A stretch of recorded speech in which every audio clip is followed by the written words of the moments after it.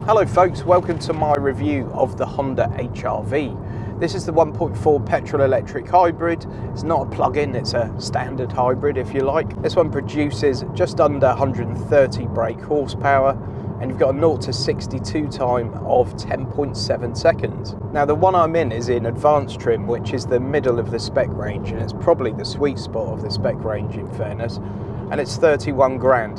About 800 quid of that, by the way, is this pearlescent paint, which looks really great.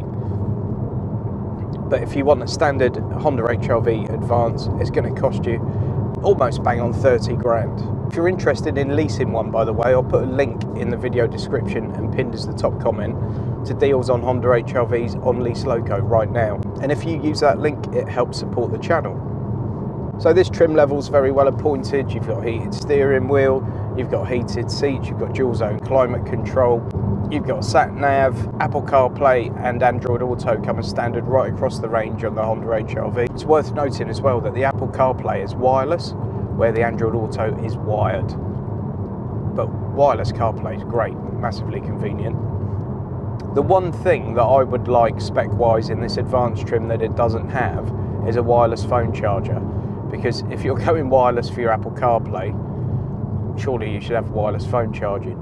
That only comes on the top spec level, which is the advanced style. Interior plastics are a bit of an odd one in this. You've got some nice quality materials, but you've also got some really hard stuff in here. Particularly this trim panel across the front of the dash is really quite hard plastic.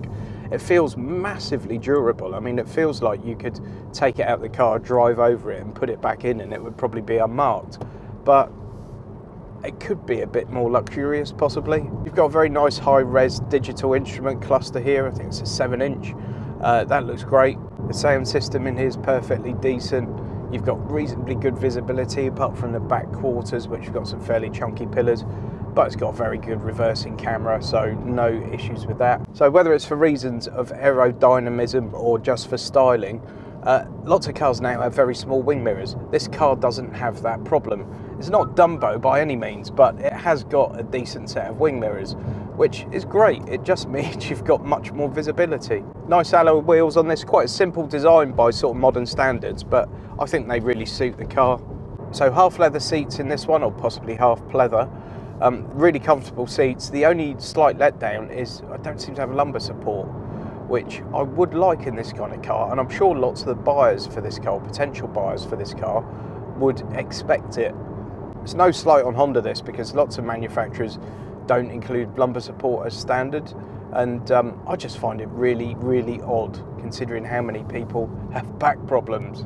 The other slight letdown, I guess, would be the boot. I mean, it's 320 litres, which is not terrible. This is not a huge SUV. But the cabin in here is massively spacious. There's loads of legroom in the back, like a phenomenal amount of legroom in the back in this thing. Probably more legroom than you would expect from a good class above this. And although headroom's not quite so generous, you know, the cabin is very spacious considering the size of the vehicle.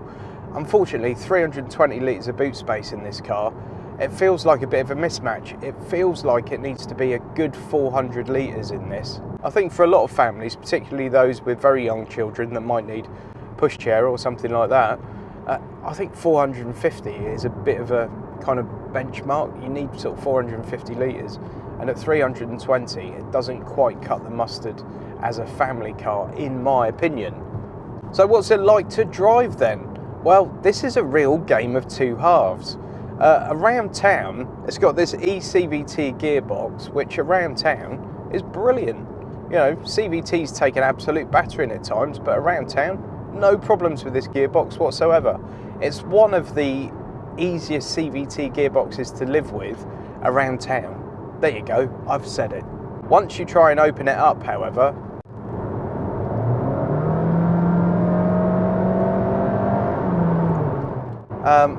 the revs go through the roof and you are making progress, but somehow it doesn't feel like you are. You know, the car does pick up, but it's a really weird sensation. You've got this absolute cacophony of noise as the revs go up, And at the weekend we just popped over to see some family over in Somerset, and it's a bit hilly on the way over there, and when you're going up fairly long steepish inclines, the revs just go up and they kind of stay there, and it's not the most refined experience in the world. And that side of it really sort of lets it down, because around town, as I said, it's a great gearbox. So 0 to 62 of 10.7 seconds.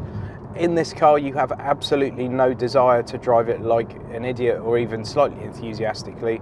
It's not that kind of car, and it's not that kind of gearbox. So 10.7 seconds fits it perfectly well. It doesn't need to be any quicker, in my opinion. It soaks up the smaller bumps really well, and personally I think the ride comfort's absolutely fine. So we still have physical buttons and dials in this car, and they're all really nice. The dials especially are lovely to use, and they've got a very satisfying sound. I don't know if my mic's going to pick it up. Ooh. I'm glad Honda have resisted temptation and not followed the pack by just going for haptic controls and everything. There's no need for it. These dials and buttons work perfectly well. Nice multi-function steering wheel. It's leather.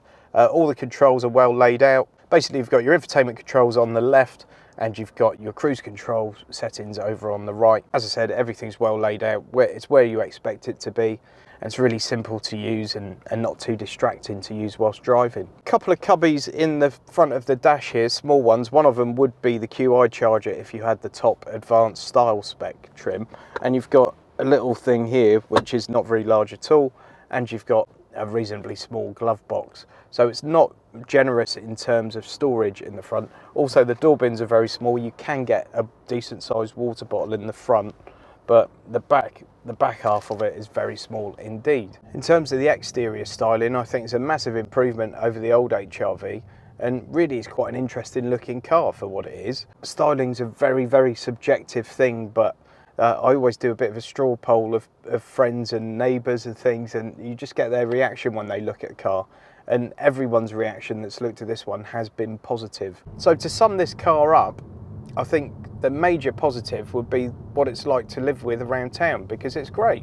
It returns really good MPG. It drives really nicely around town as long as you're not trying to drive enthusiastically. And it's nice and comfortable. It's a great town car. It really, really is. The infotainment system's good. The fact you've got wireless Apple CarPlay and you've got wired Android Auto as standard is fantastic, because the Honda system's not the best. It's definitely not the worst, but it's not the best. It's really roomy in the cabin. It's very comfortable to drive in. You know, all these things it's got going for it. What does slightly let it down, I think that screen could be a tad brighter. I think the boot should be a tad bigger, and I think some of these interior plastics could be perhaps a tiny bit better. The occasions where that gearbox lets it down are few and far between, in fairness. You know, it's not the end of the world. It's just at times a bit annoying. So how do we feel about this car going back? Well, if my wife were to answer that question, she'd be really quite sad about this car going back, because she likes it a lot. And I think she'd love to have one. The reason it could never work for us, however, as a family car is because the boot's not big enough and we don't travel light. For me, for my personal car, I like something that's probably a bit more of an exciting drive, and I'm not generally a massive fan of small SUVs, but it's a perfectly nice car and I won't be happy to see it go in any way, shape or form.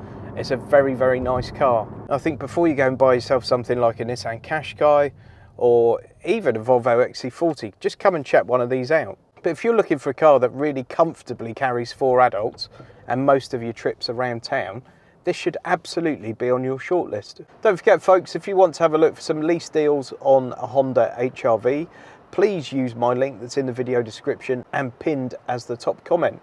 If you use that link, it helps support the channel. It's as simple as that. And if you've enjoyed any part of this video, please give it a thumbs up, and please try and share it on your social medias. And please follow me on my social medias. I'll pop a link up on the screen which has got my main social media accounts. Please come along, follow me on those, and when you see a post, give it a like or a thumbs up or a heart or whatever it may be. And then last but not least, thank you very, very much to everyone that supports the channel and watches my videos. I would not be doing this if you weren't doing that, so thanks very much indeed, and I look forward to seeing you next time. Take care.